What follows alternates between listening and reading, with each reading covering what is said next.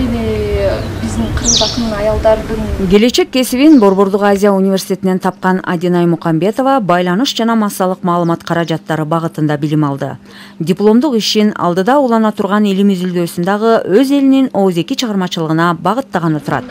Өзгөчө акындык өнөргө, ошондой эле келечекте Кыргызстандын мыкты өзгөчөлүктөрүн үйрөнгөн ыкмаларын колдонуп дүйнөгө таанытсам дейт. Медиа аркылуу биздин мисалы тарыхты, маданиятты билдирсе болот да. Мен мисалы жакынкы дипломдук работам бул ишим болсо деген комикс болчу. Кыргыз акындар жөнүндө. Анан ошондой эле мен исследование, research деп коет, ошондой жаздым.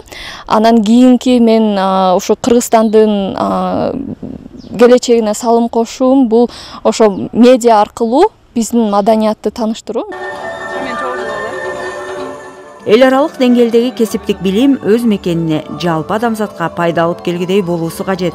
Бир гана кесипкөйлөр эмес, абалды дайым жакшы жака өзгөртө алуучу, жан дүйнөсү сүйүү менен мээримге толгон мыкты адамдарды калыптандыруу окуу жайдагы негизги максат.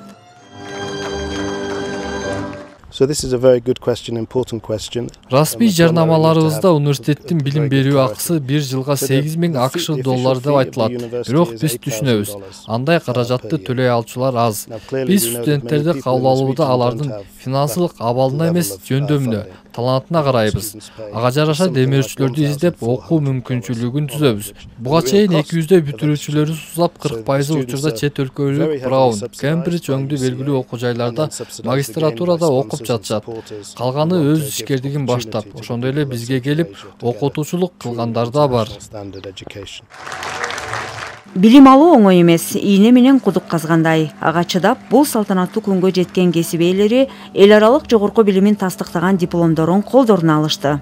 Негизинде мага өтө унады. Нарында окуган және нарында убакыт өткөзгөн, эткени бул жердеги табигат катты көмөктөстү окууга деп айтууга болот. Және де ошол жердеги адамдар өтө сыпайы және мейримдүү, барлыгы өтө жакшы болду деп айта аламын. Тоолуу аймактын жашоо сапатын жакшыртууну көздөгөн окуу жай үчүн өзү орун алган калаанын өнүгүүсү максаттардын саппашында. Инфраструктура, шаардын билим берүү тармагы багытында аткарыла турган демилгелер бар. Абдан көп жаңы демилгелерибиз бар. Жергиликтүү бийлик менен бирдикте Нарын шаарынын башкы планынын үстүндө иштеп жатабыз. Мындан башка билим берүү, инфраструктура багытында да долбоорлорубуз ишке ашат. Нарын Кыргызстандын соода борбору, билимдин очогу болушуна чоң үмүттөр бар. Бул жолку бүтүрүүчүлөрдүн саны 26. Алардын 10 Кыргызстандан. Бүтүрүү аземине өлкөнүн билим берүү министри, жергиликтүү бийлик өкүлдөрү жана окуу жайдын жамааты, ата-энелер катышышты. Лариса Калдыбаева, Шамин Болотбеков, Мирзат Муталипова, Нарын жаңылыктары.